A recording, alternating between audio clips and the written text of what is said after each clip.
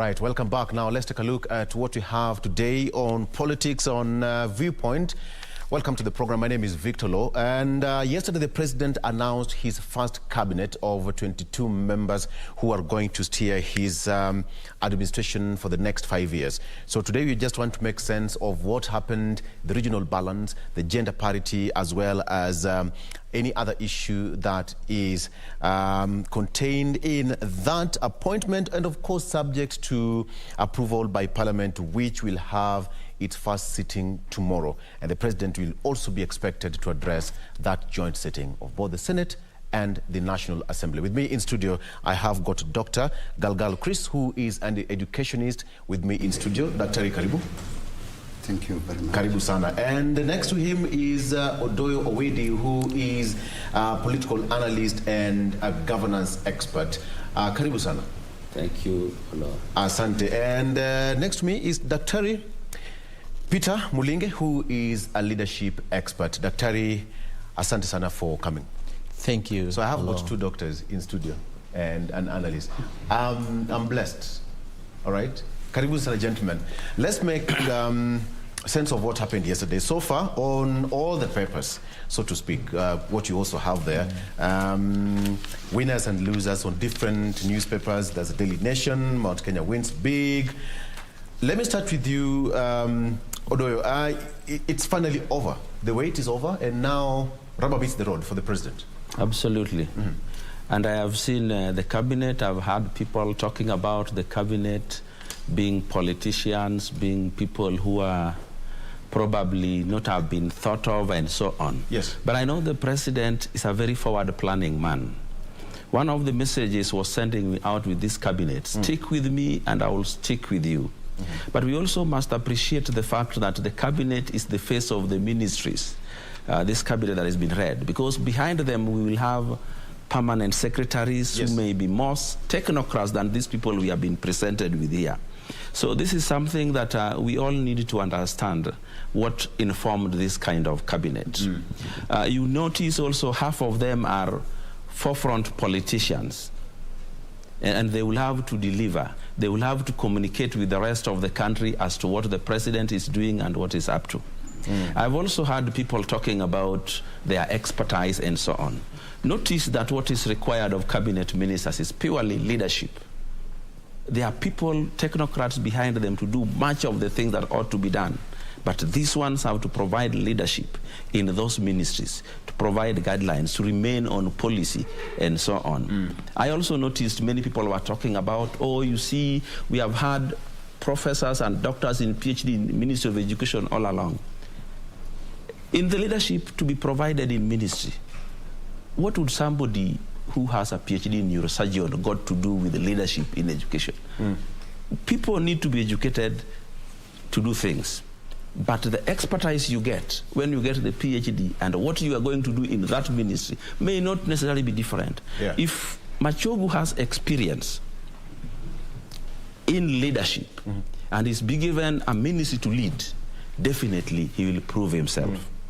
So I think this is one of the best cabinets that could have come from the team that the president worked with throughout this re-election.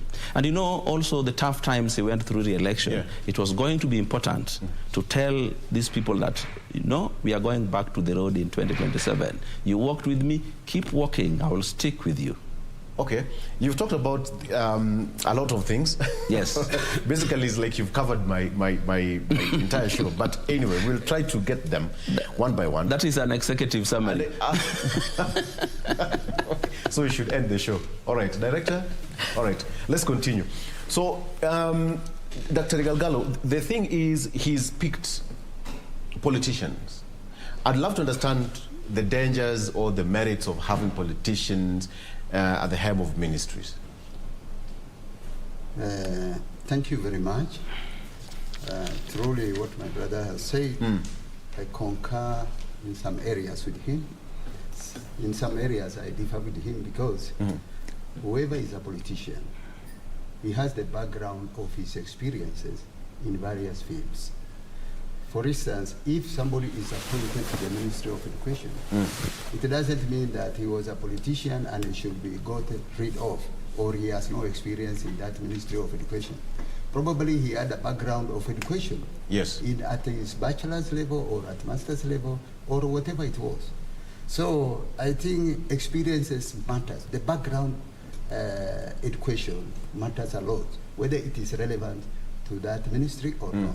For example, if somebody who is a medical doctor or a neurosurgeon is put in the Ministry of Education, that is a relevant ministry for him, where he can even practice his expertise.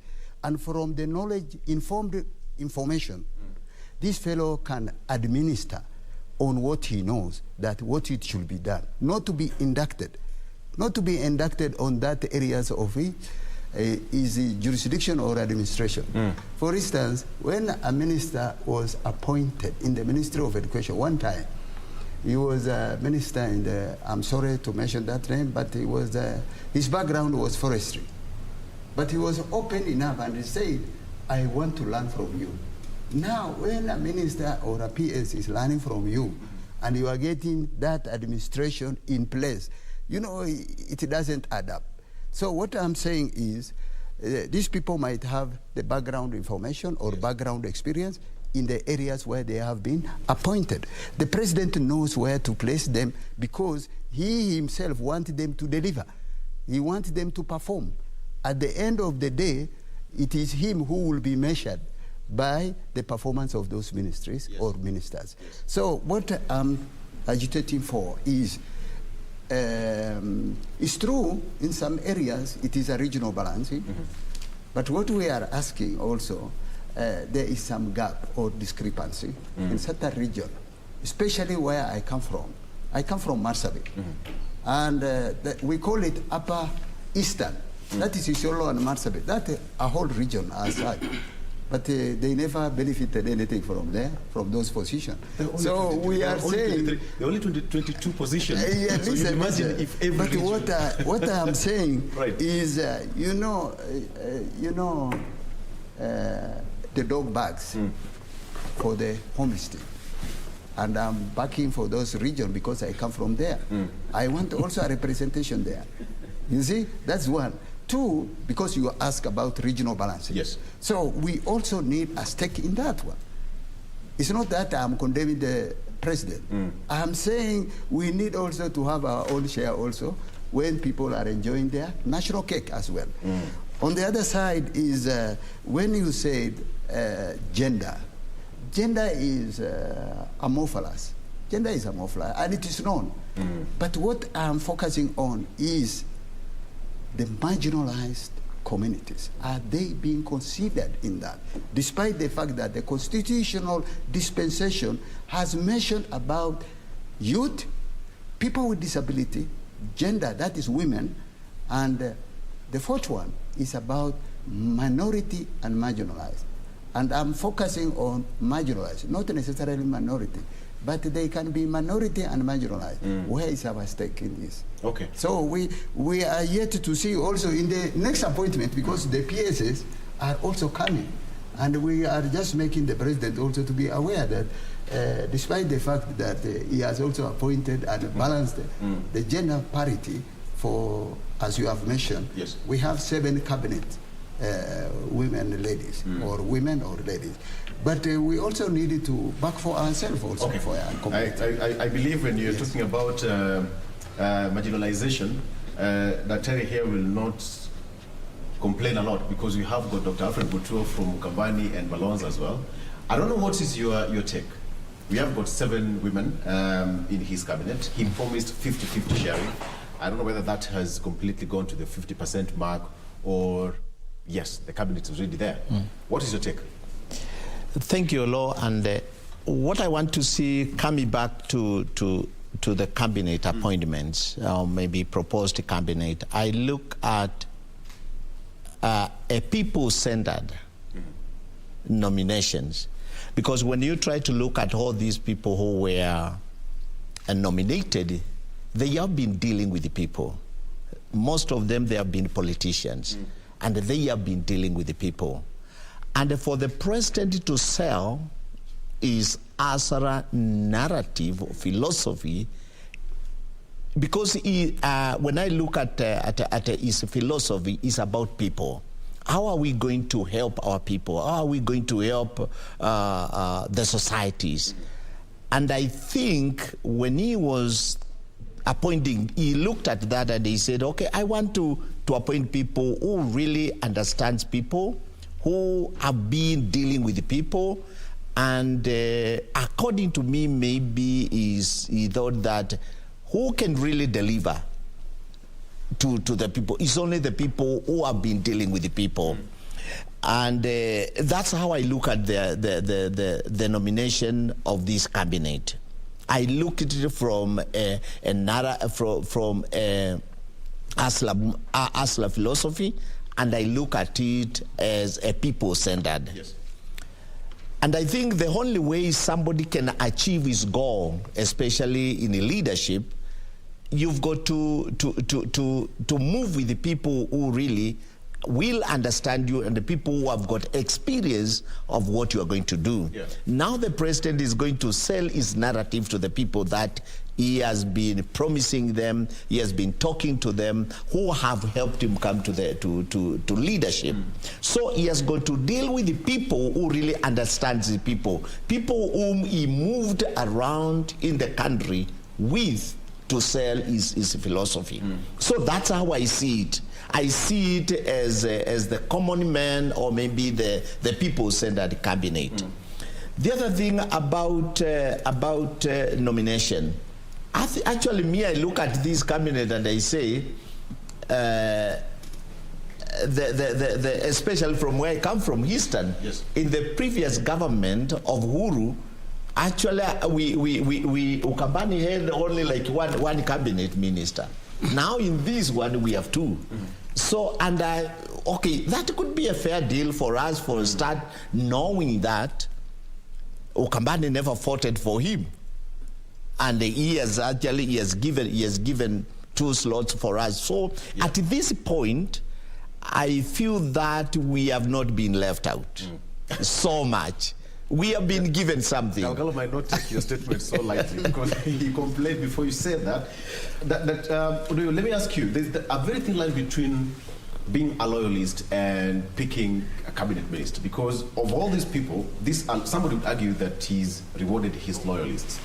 But the way you're putting it, gentlemen, is that first of all, he had to pick people who understand the hustler narrative, people who've been with him through the journey until the end of it. So when you talk, for example, Kithure Kindiki is part of the people who crafted the manifesto of Kenya Kwanza and the hustler narrative. We have got Alice Wahome, for example, who's been with the president all through, and so many people. The aspect of rewarding loyalists and picking the right person. Just before I even talk about that, we have yes. 3 people here, and we can't go without making a comment on the so-called 50-50 promise gender. Let's be very clear about what is a promise, what is a covenant, and what is a suggestion. The statements politicians make during campaigns are not necessarily promises. They are suggestions, they are proposals, and they are made differently depending on the audience. Let's be clear. The covenant that the president made with the people of Kenya, the promises that I made, are clearly in the manifesto. If there is anything written in the manifesto that has not been done, then we can accuse the president of reneging on his own promises. So the 50-50 was a suggestion that was going on during the campaign in order to counter what the opponents may have been doing. Because we pick cabinet from a certain pot. In that pot, how many women do we find there? How many men do we find there? If we find there 50-50, it would be possible to pick 50-50 women and 50-50 men. But if that pot has more men than women, yes, because people have to qualify to be in that cabinet. So I think accusing the president of not keeping the promise of 50-50, then people can go out everywhere where he was campaigning and take what he said there as a promise. Yeah. Those were not promises. Those were statements, political statements to convince voters. The realities are in the manifesto. So if anything is in the manifesto that is not done, then we can talk about it. Coming back to your question about rewarding loyalists, I think the variables to be taken care of in appointing a cabinet are so many. You can't just pinpoint one. That kind of rewarding loyalists, planning for 2027, regional balance, gender balance. Take, for example, in Nyanza. There's one corner of Nyanza called the Kuria, with 2 constituencies. All those MPs who are there, the 2 of them were elected on UDA. The votes that came for UDA was so much. And you know, there's no cabinet minister there. But in Luo Nyanza, where there is not a single MCA elected in UDA, forget about MP or the rest, they already have 1 minister. So I think the president is just being pragmatic.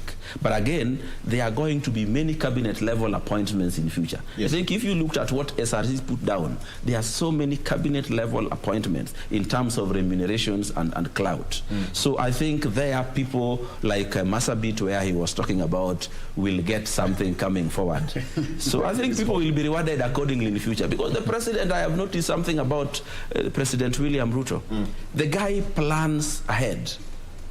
The guy is a strategic planner, he's a forward planner, and I am sure he has already thought through who is going to be in government until 2027 and how he's going to get re-elected and how he's going to finish his term. He's a serious forward planner.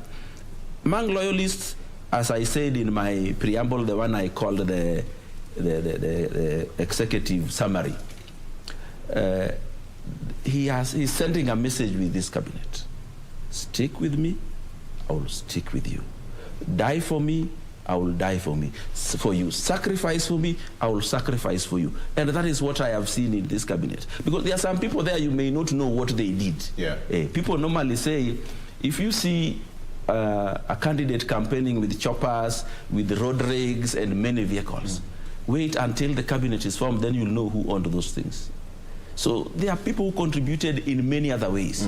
And he may not have to come and tell you, you know, Kenyans, I am bringing Njuguna Ndung'u here because he did A, B, C, D. We may have not even seen him anywhere near the campaigns, but we do not know what he, what he did in the back scenes. Dr. Galgallo, you know what really happens is, at the end of the day, delivery is what is important here, because he has a manifesto and he must deliver. And remember the way you've put it, there is a difference between a promise.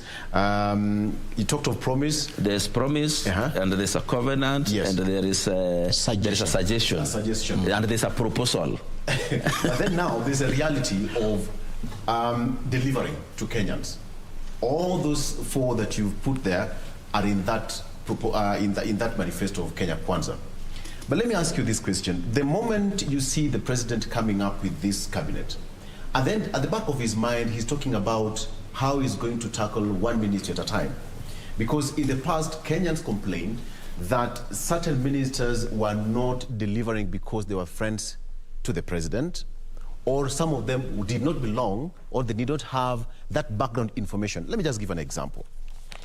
Senator Murkomen is a lawyer. We all know him, but he's been given Ministry of Roads and Transport. Talk about that. Okay, thank you. The same thing you've also said, a neurosurgeon being in education. Yes. Just to answer what you said, there's an issue. I don't want it to be mixed up with certain statements I've made. Yes. One, I want to correct myself. I mean, I want people to know what I said was the right thing. When I talked about minority and marginalized, before coming to your question, I meant minority. Look at the word minority. Minority in terms of numbers, they are very few. Few communities. Yeah. But in relation to my brother Mutua, Wakamba or Mkamba, they are not minority. They have the governance, they have MPs, they have women rep, they have MCS and everything. But when I talk about the minority and marginalized, are people like Sengwer, like Wayu, where I come from, like Yaku, like Awer, like Boni, like Sengwer. These are the people who are minority. And they were identified when the data collection was done, a baseline survey was done in this country. NGEC, National Gender and Equality Commission, came up with a draft or a report, a booklet. In every county who are marginalized and minority. And they specifically mentioned that one. These are the people in this county who are marginalized and they are minority. So I've never seen, even when you go through that book, it is with the Gender and Equality Commission, you don't find Mkamba, Kikuyu, all these major tribes. We call them the Big Five. The Big Five are, I don't want to mention names, but it appears. The Big Five are, according to the population and the numbers, they are Kikuyu, they are Luhya, they are Kalenjin, they are Luos, they are Kambas, they are Kisis. They have mentioned up to 6 even. These are the big. But the rest of us are categorized, the middle or whatever it is. Yeah. But the minimum, the population, you look at the population, like El Molo are the most marginalized, with a population of 1,000 and something. So these are the minority we are talking about. I'm not specifically targeting the Kamba or those regions. The people I'm saying, even within those regions, do we have the marginalized communities like Sengwer, like Ogiek, like Yaku, like Wayu, like Awer, like Boni, like Sanye? You know, all these people are the minority according to even population census of 2019. So these are the people we are talking about. Are they represented in this? Even if, I remember the previous government, I really appreciate the previous government of Uhuru Kenyatta, and by then the DP Ruto. They came up with a minority appointment, Honorable Prenge, even in the nomination. Honorable Prenge in the Senate. He was represented, he was from Ogiek, and we really celebrated because he was one of our representatives. Okay. Yeah. So, secondly, about the performance, what Ruto said is the manifesto. Now I'm coming to what you said. I'm not answering all the other. Yes. But what is binding? And it is a proposal, even that one. Whether it is a covenant, whether it's an agreement or whatever, is it binding? The manifesto. And that measure, I remember when Kibaki said, I have 10 issues to tackle and measure me by these 10. So it means you have already set a target. I'm going to implement these policies, A, B, C, D, up to a certain point. And then from there now, measure me through this manifesto, which is binding. And I've promised the world or the nation how I'm going to line up my brigade in performing, in achieving those manifesto goals or manifesto achievement. Dr. Mulinge. So those are the ones that will be put in place. That will be a guiding principle for the president to undertake. And whoever goes offside, the president has a right to reshuffle the ministry, to drop some because it's not up to task. He has that authority. Okay. Yeah. Okay, Dr. Short before take a break. It seems that the president now has a lot of work to do because 14 days, he's named his cabinet and Kenyans are waiting. But remember, there are some teething issues. The drought is here. We have got the issue to do with insecurity that happened 2 days ago in the north and so much more. But the biggest elephant in the room is the economy. I would imagine what's now running through the president's mind and the first meeting he'll have with his cabinet. What do you think would be his pointers in his first cabinet meeting with his people? Thank you. First, before I come to that, I want to come to what Dog has said about loyalists. Think about it if you were yourself. Yes. You've gone to war, you fought the battle, it was so bad, it was so tense, it was so fierce, and then you win the battle, and then you come home. Would it not be unfair if you refused to honor the people who stood with you and who really helped you to win the battle?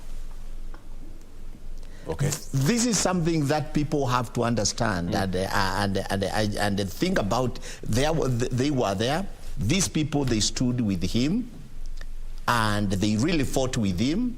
Some of them, they went through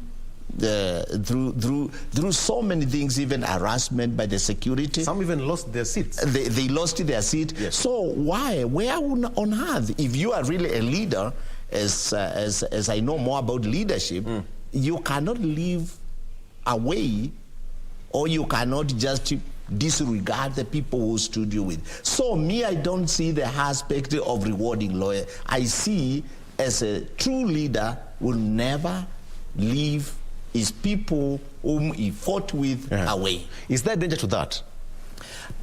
There could be a danger. In terms of governance now. Yes, there could be a danger. But I want to say that there are checks and balances. You know, when it was time of politics is over, and he has been saying that. The president has been saying, now politics are over. Now let us face the issue. And I guess when he elected these people, he nominated these people in the cabinet, he must have consulted with them, he must have told them, and even if he has never told them, then he is going to give them to mind about his priority and to be with him. So I think that is where we are coming from. So now coming back to your question is this. What is priority number one would be? We are faced with a lot of challenges. There is drought. Okay, right now we hear about the Ebola is coming in. You know, there is that kind of scare of Ebola in Kenya. And we have also the issue of, think about the CBS education. The CBC, right. Yeah. So these things, actually, I want to imagine that now the president has come to know the reality of being a leader of Kenya. Dr. I'm told that we need to hold on to that. Let's take a break. If we come back, you're just going to pick it from there, and from you is like the honeymoon is over. It's over. All right. It's done. It's work. Let's take a break. We'll be back more. The real test for marriage for the president is here. Honeymoon is over. All right? We'll be back with more after this break.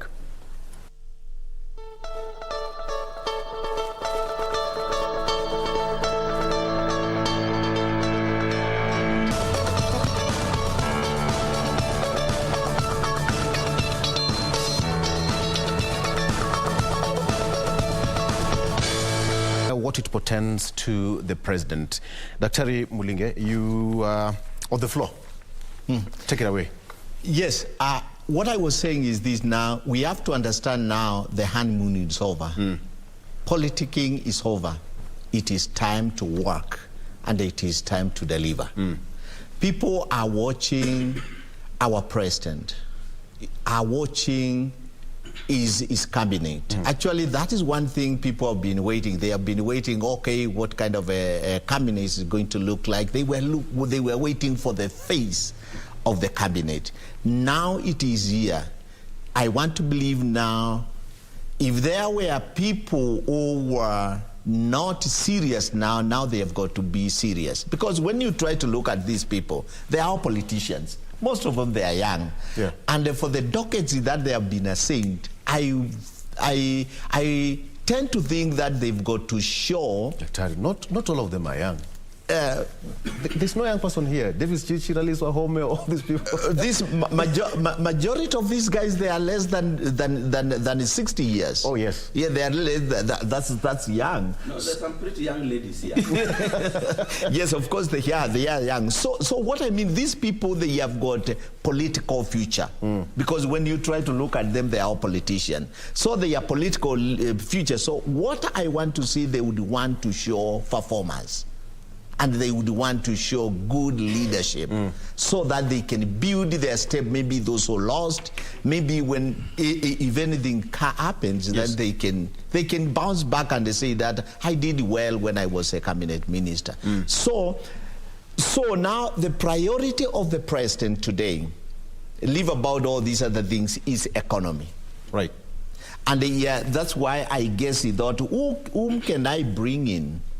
Who can help us, who can help the country to come out of where we are economically. And I think that's why he had to bring up this Njuguna Ndung'u, yes. I think to try to help him. So the task number one for these 100 days, is, the president said, is to make sure that now there is a clear path for reviving the economy of this country. That is priority number one. Because you remember now, the gas prices, they are very high, and that the petrol prices are so high. And look at the hunger is still gone high, and the government has removed some subsidies in some. So I think the president now is asking, now I gave the Kenyans a promise, check me 100 days. Yeah. That is what our president actually is giving him sleepless night. Okay. Although, you know, what really happens is that most people, when you look at when a cabinet appointment is being made, people will say that, did you really deserve it? Or you ought to have picked so-and-so in this position. I must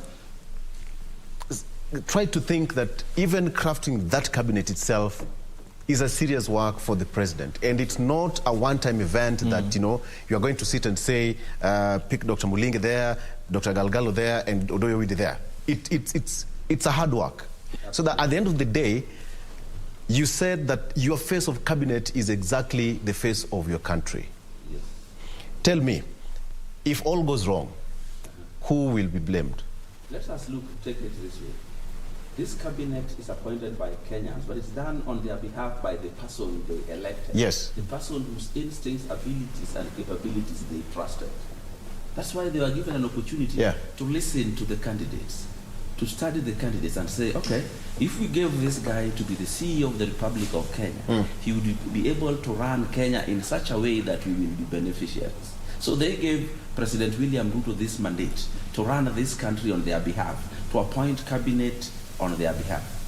But I don't think we should look at this cabinet as the absolute authority in running the ministries. Because when you look at a ministry, there's a structure. In fact, take for example, Minister of Education. There will be 3 PSs, one in charge of basic education, higher education, and technical. And these are going to be experts, probably in those areas. Together with them, there will be Chief Administrative Secretary to be the administrator of the whole ministry. The cabinet secretary will have to be briefed. Issues will have to be explained to them. And there will be directors of different departments. I'm told your mic has a problem, probably your battery is also. Somebody's coming to tackle it before I come back to you.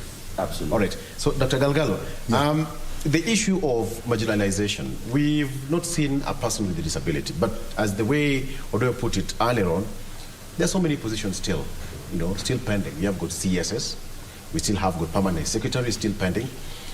But when you look at the top notch, let me just take, for example, the two, Musalia Mudavadi and Rigathi Gachagua. These two gentlemen, some would argue that they have more or less the same function. What's your take? Okay, thank you very much. One, there are more to come for appointment. We are yet to see about in the PS appointment, and many people have applied, and those ones now depends on the public service to interview those people, and they must follow the law in appointing or recommending to the president for appointment, depending on the region where I've mentioned, depending on this and that. But when coming to the function of the deputy president and Chief Honorable Musalia Mudavadi's discretion, it is up to the president to come up with terms of reference for his performance. Yes. It is at his jurisdictive function that he will say, this is what you do and this is what you should do. So there are parameters of measuring them and doing their own role in function are totally different. It is defined by the president himself. Where will you fit in and where does this one fit in? So when they are appointed, there is no conflict of interest or conflict of function or overlapping of another one, as we may say. But as far as I'm concerned, in the previous regime, we had only the president and the deputy president. Yes. But now we have another lieutenant, whom we have as Honorable Musalia Mudavadi. So if he's in charge of all ministers, probably. So what's now the role of deputy president? Because let me give you what's on the Daily Nation briefly. Daily Nation says that functions of deputy president Rigathi Gachagua, one, which someone would argue is more or less the same.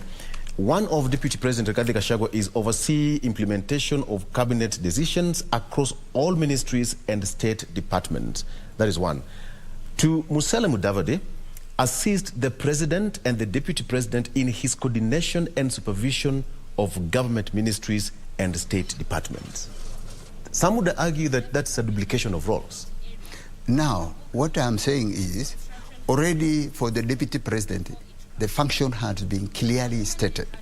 But this one is in assisting the deputy president and the president in coordinating. You know, in coordinating. It is just like a school. Let's go take it back to school. We have head of a student. Then we have class prefect. Then we have deputies. Deputy prefects in certain schools. What is the functions of the prefect in a classroom? What is the function of deputy prefect in a school? And they all add up to the role to back up the president, the prefect as a whole.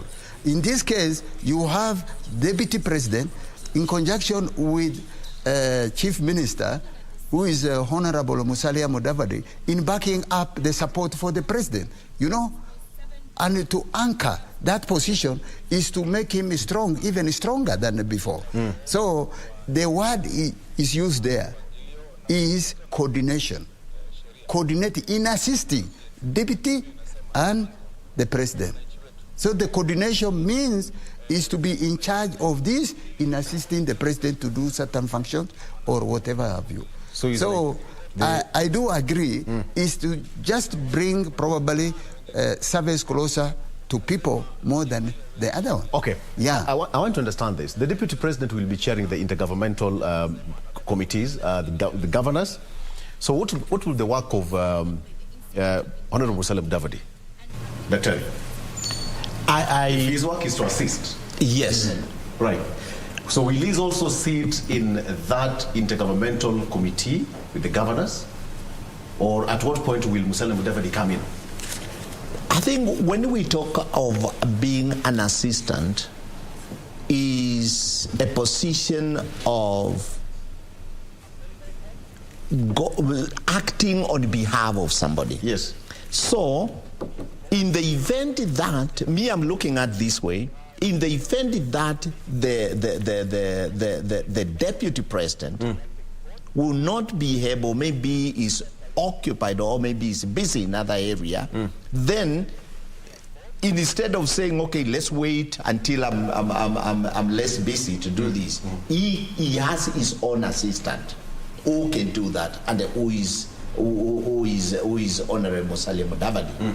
So I look at it as a position that was created to make work easier and move faster. And if he is, I think it says he will be reporting both to the president and to the deputy, to the deputy president. So there is, and he can coordinate some things that the president will assign him to coordinate. Yes, any other duty. And any other duty. Yeah. And also he can be used by the deputy to coordinate some of the things. Yes. Remember, the position of a president is a busy position. And also the position of the deputy president is a busy. So in this situation, the president will be more of ceremonial then? No. I don't think it will be more ceremonial. And especially what you said about a prefect and an assistant prefect. Yes. It's not ceremonial. It's a function that actually needs an assistant. And I think for Musalia Mudavadi, Honorable Musalia Mudavadi, will be playing a key vital role in these two, in both the president and the deputy president. And actually they needed that. According to me, they needed that. Because Mheshimiwa Odoyo, you know what really happens? In liaison with the Ministry of Interior and National Administration, Musalia Mudavadi will oversee the implementation of governmental relations between the national and county governments, including chairing the Intergovernmental Budget and Economic Council. That was the initial role of the deputy president. Remember, the deputy president used to host governors at his current residence. At this particular point now, it has now moved to Honorable Musalia Mudavadi. We have to understand two things about governments and cabinets. There are only two issues that bring conflict. Yes. Roles and protocols. The protocols was made very clear by the president yesterday. He's on top, followed by his DP, followed by the prime CS, then the rest. The prime CS automatically becomes the prefect of the CSS. The CSS. And an organization... So after coordinating all the CSS, now reports to the deputy or to the president? To the president. Okay. Okay. Let me tell you, the role of the president and his deputy are almost the same. The deputy takes effect when the president is not there, is unavailable or delegated. That is why deputy presidents almost used to look like they have no work to do. But the harmonious working of a government, of any organization, is as good as the organizational skills of the CEO. The president will have to run this government. He will have to, from time to time, not now and then forget, from time to time, allocate duties and roles to the ministers, to the prime minister, and to the DP. So I don't think there will be a problem here, depending on how the president will run his show. But what I have noticed with him, he has made it clear who is on top, on the apex of the cabinet. He has made it very clear who is the boss. It is not like when they began in 2013, when you see two podia and you don't know who is the president if you don't come from Kenya. They were standing side by side, same level. He has made it very clear he's the boss, and he will be giving instructions from time to time to anyone. And don't doubt it, all these powers that these people will have will be delegated from the presidency. We have seen in the past a scenario where an assistant minister looked more powerful than substantive ministers in past governments, because all power is derived from the presidency. If the president gives you enough of his ears, enough of his decisions, you become very powerful. So I don't think we are going to have issues here. We had seen conflicts in the past. But do you remember those conflicts were mainly arising from protocol? Exactly. Yes. Who is senior? Who is senior, who is superior? Exactly. Because but let me ask you, what do you think the president should now do to avoid the scenario we had in the first regime, where the deputy president was not seeing good books with his boss, and just to have the entire cabinet intact until 2027? Absolutely a good question, because what the president needs to do is make it clear, this is your role, and this is your role, and this is my role. Actually, from the beginning, he made it clear to his deputy that I am the boss. We are not equal. We are not sharing the government. It is not a government of two people. I am the president. You are my assistant. One of the reasons why this constitution found it right to put a DP, an assistant to the president, in case the president is unavailable for whatever reason, then there is no vacuum.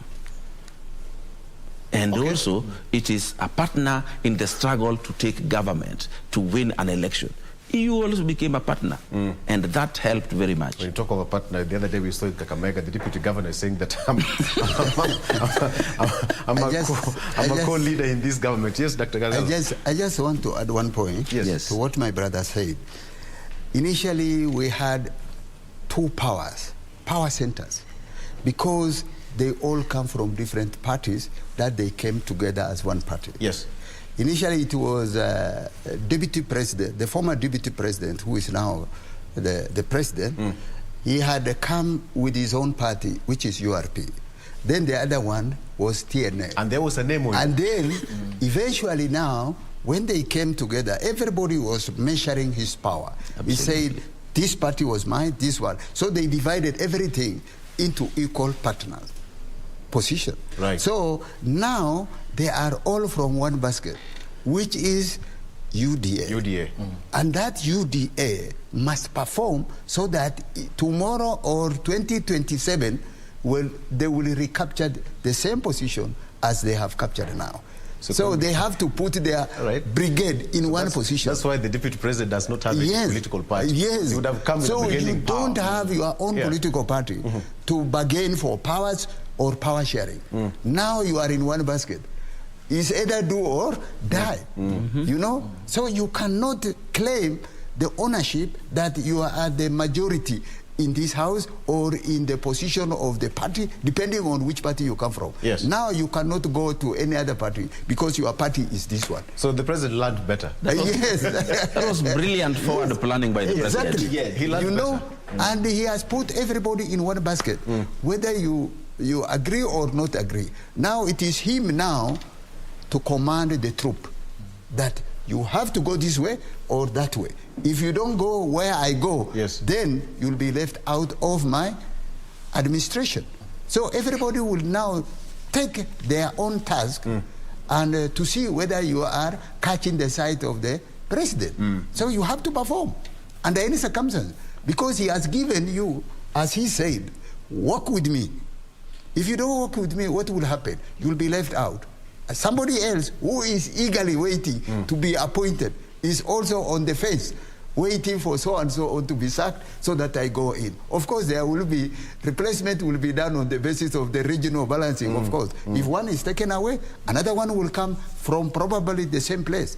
So I think it's not business as usual. Dr. Mulinge, the way that Galgallo is putting it, it's like ready for war. If you're not ready with me, back out.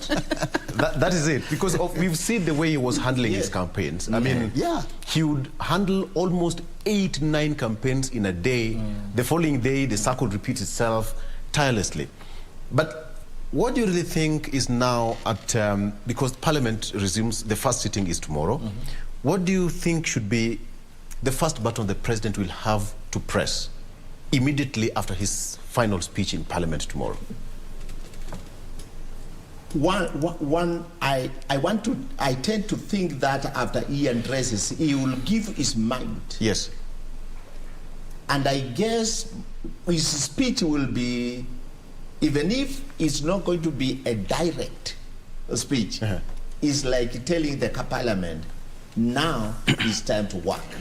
And you remember what he said? He said when he appointed them, he said that we decided to name this cabinet earlier so that we can start working. The message that he will be telling the Parliament tomorrow in his inaugural speech is that now I have set my house is in order. Approve these guys so that we can give Kenyans what we promised them. And when you try to look at it, the president now is a very, very clever, I think, strategist in leadership. He has consolidated his leadership now. Now he has given Honorable Musalia Mudavadi a docket. He has given he has spelled out the roles of Rigathi, his deputy. And they also, so he has consolidated his power. Now the power, now he has it now. And you remember, one of the things that I noted with the deputy president, with the current president, when you try to look there before when they came on the TNA and the URP during 2013, you know, it was like a house that was divided because everyone, they had their own party. And after that, he started thinking, how can we be one so that we can be strong? And then, you know, the issue of Jubilee came over. And then when it came over, now he was telling people, now, I want us to be one, I want us to move one. Now we see the face of UDA leading the country. Now what he has done, he has consolidated power, and his speech, I guess, will be telling the parliamentarian, which of course I know all these guys are going to pass through the vetting of the parliamentarian because of majority in parliament and all that. So he is telling them, now it is time to work, and this is what I want. I want us to work and to give Kenyans what we promised them to do. That the number one. I would want to say that because there is something. Let me mention this. Go ahead. Remember, there is a bottom-up. Yes. Bottom-up philosophy. And the bottom-up is a leadership that serves the people.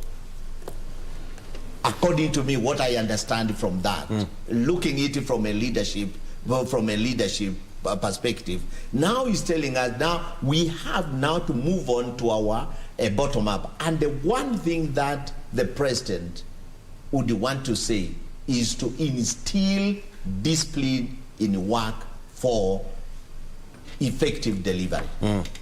That's what I think. That's the button that I think he must press on, the button of discipline, and let us get to work. Although you know what happens, there is one, we are in a dispensation where devolution works, but we did see the Minister of Devolution was it an oversight? I'm looking for a tweet which was sent out by Eugene Wamalwa, the former CS, where that ministry was, whether it was an omission or by design. You know, some things that you need to know in cabinets. The functions are movable in between one to the next. And it doesn't have to come out by name. Take, for example, there was a ministry called East African Community. A few months after it was set up, the State Department of Regional Development was moved from another ministry and put there. So we had a ministry of East African Community and Regional Development. And anybody listening would have thought, regional development of the African region or the East African, it was regional development within Kenya. So I think that State Department of Devolution could be placed in any ministry. This is just shuffling in between one and the next. Eugene may have thought, because that is a ministry that he handled with several functions, maybe it could have been somewhere. But the president, in his wisdom, may decide to put it as a State Department in any other ministry. And we could, even in Interior or anywhere, depending on what he thinks is right for that. Let me read that tweet by former CS. Okay, he said that, may I congratulate my colleagues, CS Chelugui, who actually retained his position from the previous administration, and Ambassador Monica Juma, again, on their nomination, as well as my friend Honorable Aiden Duale, to whom I will be handing over as CS Defense. But I'm at a loss as to what happens to devolution. Is it an oversight, or is it not a priority to this administration? He wondered. No. I think there is nothing really untoward about it, because it has not abolished devolution. Devolution is going on. And you see, the president all just needed to look at what is the roles of this Ministry of Devolution. Yes. Then in his wisdom he says... But was this necessary though? This can be handled... Having an independent devolution ministry of devolution, that is...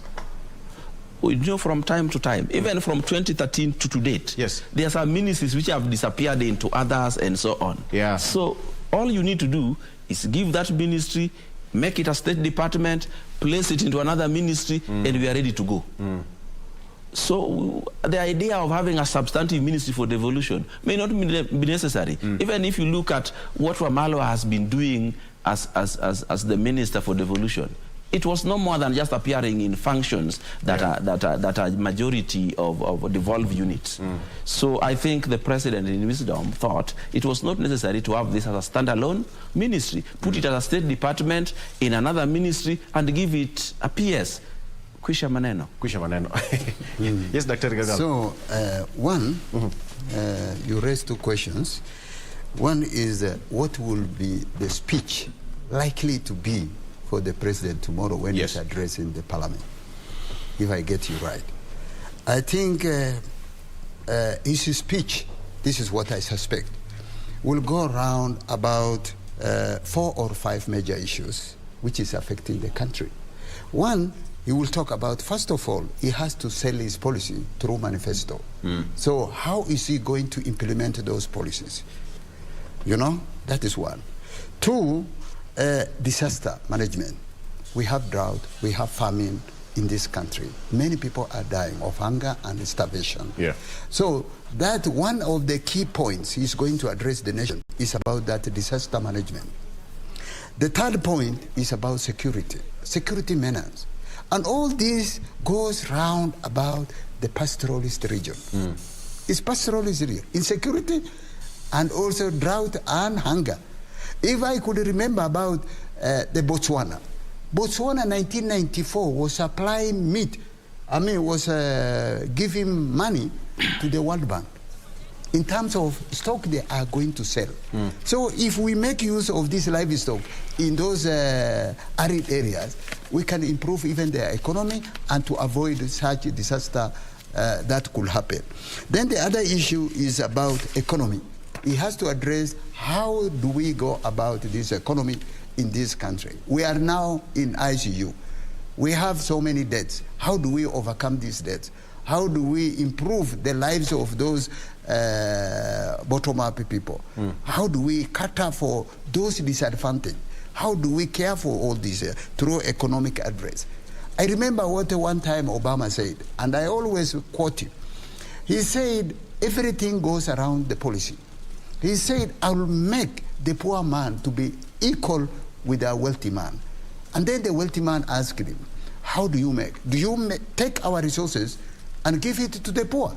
And then he said, no, I will not touch your resource. Yeah. I will apply policy that will equate the poor man with the rich man in terms of policy framework. That will make it accommodative and conducive to all those who benefit from the resources of this country. And so that is probably is going to address through policy, the bottom-up policy. And that is the issue. Then the other thing is about CDF. He's going to address those issues of the CDF, although the court had said he's going to look for ways and means of how to overcome those rulings and how do we form this. Last but not least, he's going to address also CBC. CBC issue. Already he had promised, he said, we are going to form a task force. Yes. And people are anxiously waiting for that task force to address their issues and what have you. So these are the issues probably he's going to address. But also there is some discrepancies also within the law in Parliament, like the Procurement Act. He's going to address all those issues, which is not proper. Properly addressed. But they are saying that you're running out of time and he'll be fired if he doesn't adhere to that. So I'll give you 10 seconds each, just 10 seconds kindly, just your final remarks, so that we also save the other side of the programming. 10 seconds, Dr. I think what I would say to the new cabinet that when they are fated and they go through, I think, is about to know that now they are not politicians, they are cabinet ministers. Yes. And it is time now to promote the ideas of the president, and that this is a bottom-up, so that the common man, the marginalized people, people do not have, also they can benefit from this government. It's time now to give service to the community. I'm told you're running out of time, gentlemen. Allow me to end it at that particular point. I'll not give you time to have your final remarks. I promise to call you back next week after everything is done in Parliament. We'll have this discussion further from here to see what really happens. Thank you so much for joining us. I've been talking to Oloo, who is a political analyst and a governance expert, Dr. Peter Mulinge, who is a leadership expert as well, and finally Dr. Galgallo Chris Ali, who is an educationist, talking to us on matters the President's Cabinet. All right, that's where we wrap it up. Thank you so much for watching. My name is Victor Oloo. Have a good morning.